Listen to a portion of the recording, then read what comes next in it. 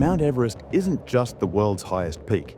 It's a frozen museum of human ambition, scientific wonder, and nature's raw power. But beyond the postcard views lies a mountain full of secrets. Did you know there's a working weather station in the death zone? That climbers risk $100,000 just for a chance to summit? Or that life somehow survives at nearly 9,000 meters? What really happens on the roof of the world? We're exposing Mount Everest's most surprising secrets, from environmental disasters to biological miracles. Quick, join our community of adventure lovers. Subscribe to Information Thin for more content that changes how you see our planet. First on our list, the uncomfortable truth about Everest that gets ignored. Number 1. World's highest weather station. Installed at 8,430 meters on Everest's South Col in 2019 by a team from National Geographic and Tribhuvan University, this autonomous weather station represents a remarkable engineering achievement. It operates in conditions that would destroy most electronics, withstanding temperatures that plunge to minus 40 degrees Celsius and winds exceeding 150 miles per hour. The station's custom-designed lithium batteries and solar panels power instruments that measure wind speed, air pressure, humidity, and temperature every hour, transmitting data via satellite. What makes this station particularly valuable is its position in the death zone. It provides real-time warnings about approaching storms that could endanger climbers. The data has already revealed unexpected patterns, showing that jet stream winds at the summit are consistently 15 to 20% stronger than previously estimated.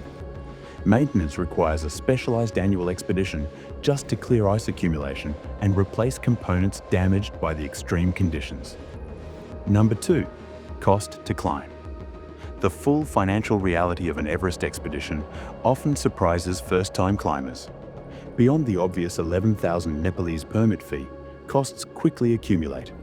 $5,000 for mandatory medical insurance, $3,000 to $7,000 for bottled oxygen systems, most climbers use 5 to 7 bottles, and $8,000 to $15,000 for Sherpa support. The logistics are staggering. A typical expedition requires 60 to 100 porters just to transport 30 to 50 kilograms of gear per climber to base camp. Food supplies for 2 months cost about $2,000 per person, while high-altitude tents designed for summit pushers run $1,500 each. Many don't realize that the $5,000 garbage deposit isn't the only environmental fee. There's an additional $2,000 human waste removal charge. The most expensive expeditions, around $100,000, include luxury elements like heated base camp tents, satellite internet, and personal Western guides. Even the budget $35,000 options still represent one of the most expensive adventure pursuits on Earth. Number 3. Traffic jams. The congestion problem on Everest's standard South Col route has become increasingly severe since 2012. On peak days in May, over 150 climbers may attempt the summit simultaneously, creating dangerous bottlenecks at 3 critical points: the Hillary Step, 8,790 meters, the South Summit, 8,748 meters, and the Balcony, 8,400 meters. The wait at the Hillary Step, where climbers must ascend a 12-meter rock face single file, sometimes exceeds 3 hours.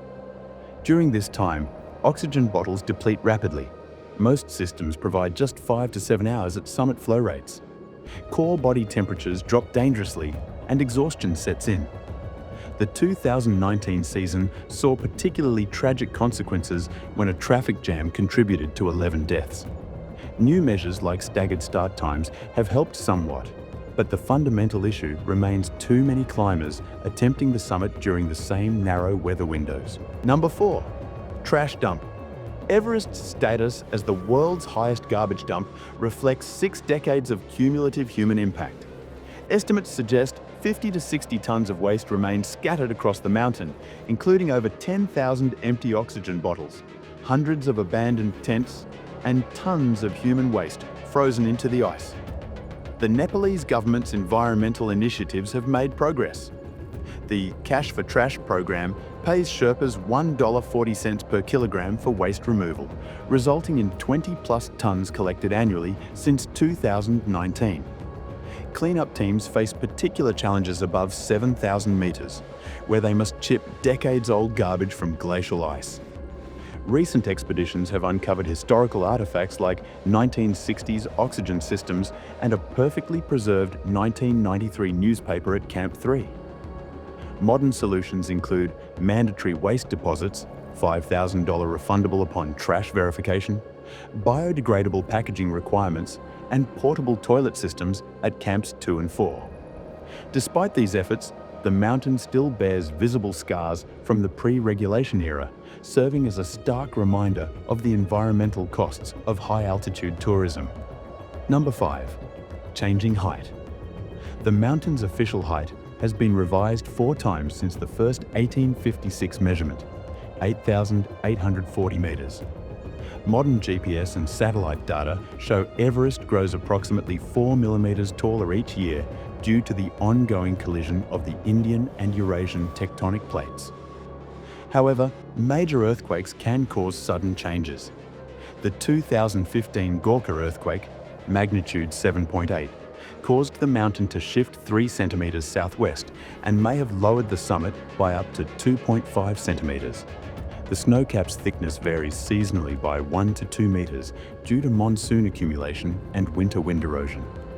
China and Nepal's joint 2020 survey established the new official height of 8,848.86 meters above sea level, resolving a long-standing dispute between the two nations' measurements. Number 6. Dash-based jumping. The handful of successful base jumps from Everest underscore the extraordinary challenges of high-altitude aerial stunts. At summit elevation, the thin air, just 33% of sea level density, creates unique hazards.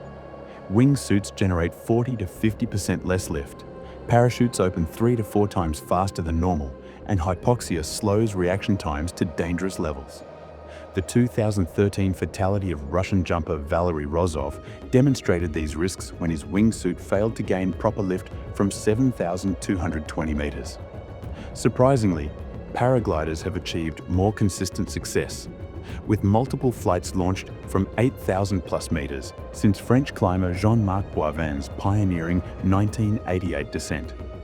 The current altitude record for a paraglider launch stands at 8,200 meters, achieved in 2016 using specially modified equipment with enlarged canopies to compensate for thin air. Number 7. It takes time to climb. The timeline for a standard Everest expedition reveals why this remains one of mountaineering's most demanding endeavors. After a 10-day trek to base camp at 5,364 meters, climbers spend 30 to 40 days completing acclimatization rotations, gradually ascending to Camp 3 at 7,200 meters before returning to recover. This process isn't optional. At base camp, blood oxygen saturation drops to 70 to 80%, compared to 95 to 100% at sea level, and the body can only increase red blood cell production by about 1% daily. Even after full acclimatization, the final 848-meter push from South Col to summit typically requires 10 to 12 hours of continuous effort, a vertical ascent rate of just 80 meters per hour. The descent, while faster at 4 to 6 hours, carries equal risk as exhausted climbers navigate technical terrain. Number 8. Life finds a way.